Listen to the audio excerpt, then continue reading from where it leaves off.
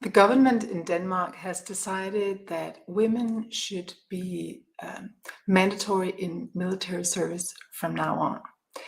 And I am creating this little commentary to ship in my perspective on this, and I urge all my female colleagues and women around the world to do the same. Because it's my impression that even in so-called civilized countries with a high level of education, our decision makers are not always informed about the nuances in this debate. For example, they often conflict or confuse equality and equity. And let me read a definition of the difference. So, equality is giving everyone the same pair of shoes. Equity is giving everyone a pair of shoes that fits. So it seems to me that the people in power are not aware that there is a difference.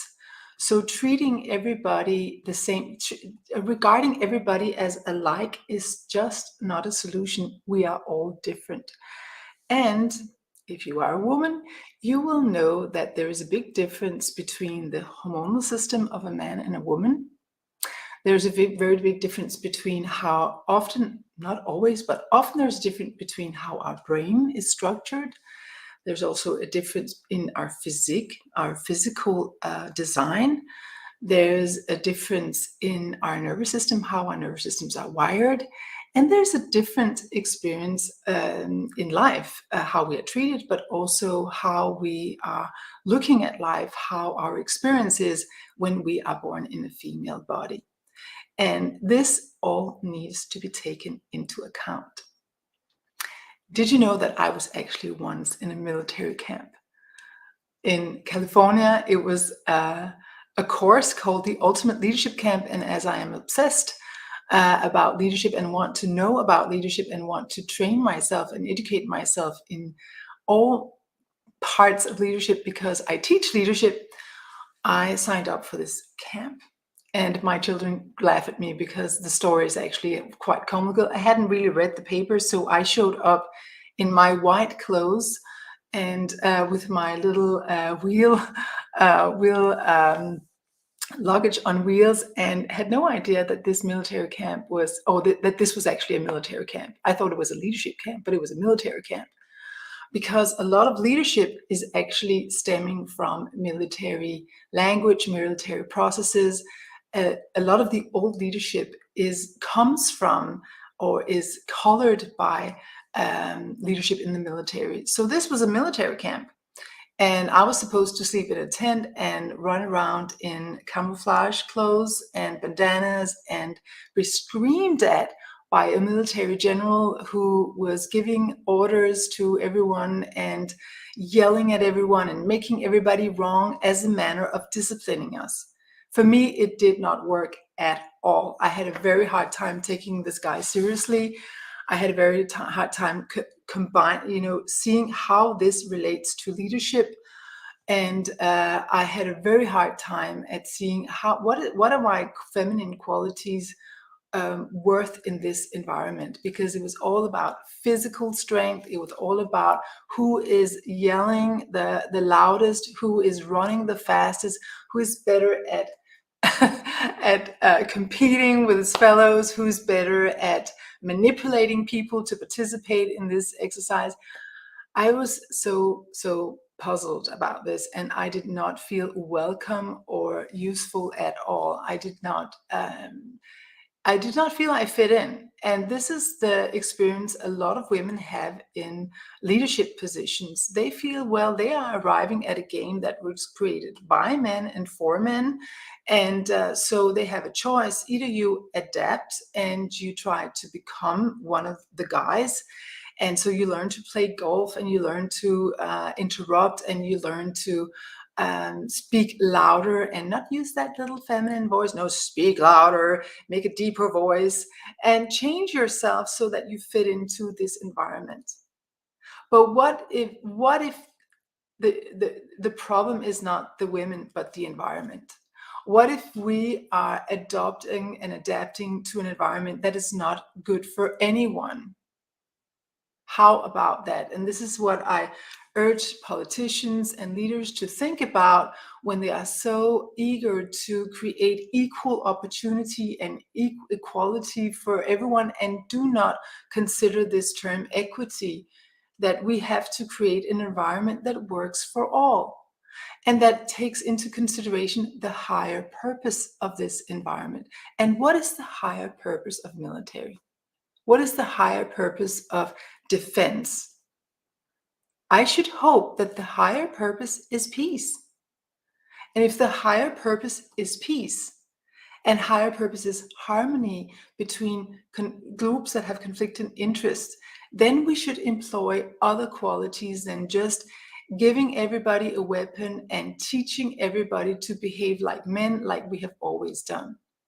Then we should actually take into consideration that in peace negotiations, if you add women into the game, if you have people, if you have women at the negotiation tables, you have a third of a 30% more chance of reaching a peaceful agreement.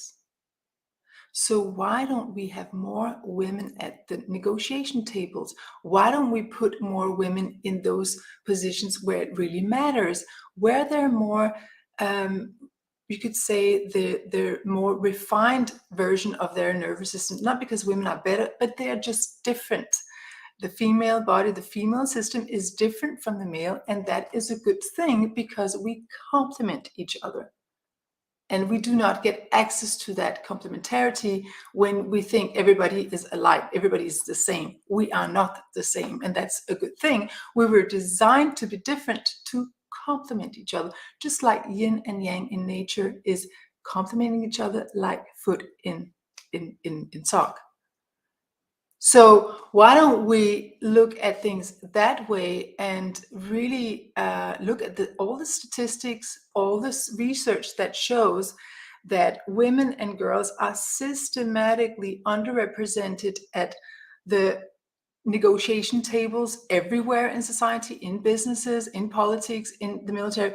Or should I say the yin perspective, the feminine perspective is systematically underrepresented. And this is why we keep perpetuating the problems we have with a one-sided world. So adding more women into the military and helping them and treating them like men and thinking that they can just fit in like that without, we don't change anything. We don't even change the uniforms. We just, have you act like men. That's not going to create a better and certainly not a more peaceful world. I would actually like to quote the UN, because the UN has actually done research on this, and the UN suggests that we should have, women's participation in peace processes makes agreements more durable and more sustainable. We should have more women as mediators. We should have a lot more feminine perspectives in our military tactics, like use incentives and accountability tools, including sanctions and to protect women and children in war zones. And in the case of war, we should have a lot more focus on that. So if you want to have women in the military, let them help create better conditions for the life-affirming and life-carrying principles, which is what women stand for, which is what women are designed for. And ensure that women and children are protected, because we represent the life-giving and the life-affirming principles. Don't just make us shoot and kill and destroy like men. That's not going to help anyone. So I urge all women to speak up here and start talking about how we want to be treated. We want to have equal rights. We want to have be treated as equal. We don't want to be le deuxième sexe, like Simone de Beauvoir said so beautifully.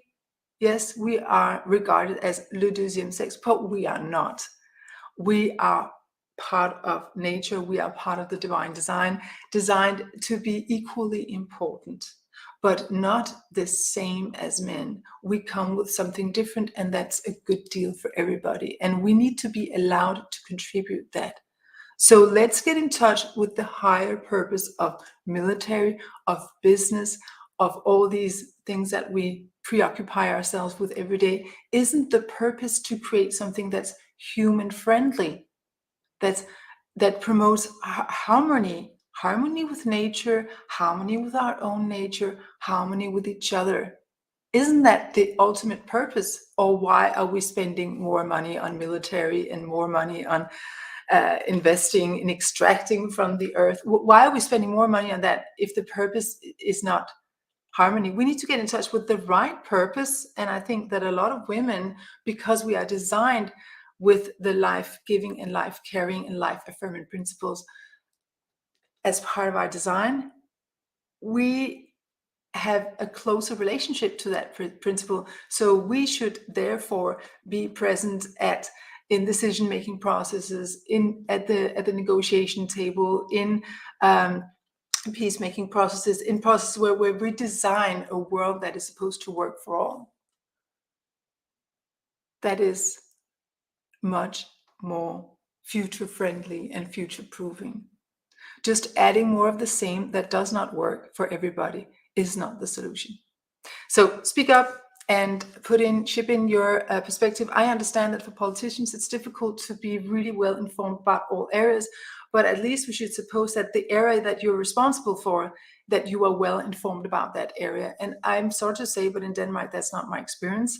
And it's not really the experience I have when I look around. I feel that politicians and decision makers are just not well enough informed about the area that they are supposed to represent. So I urge you to go deeper, and I urge everybody to speak up and ship in their perspectives so we can help educate each other. I understand it's a complex world. We cannot be experts in everything, but let's ship in the diverse perspectives so that we all grow in our understanding of what is needed in order to create a world that works for all, which must be, after all, the ultimate goal of being a human on this planet, especially in this lifetime. All right. Thank you for your attention. I appreciate that you took this time, and I would love to hear what you think in the comments below.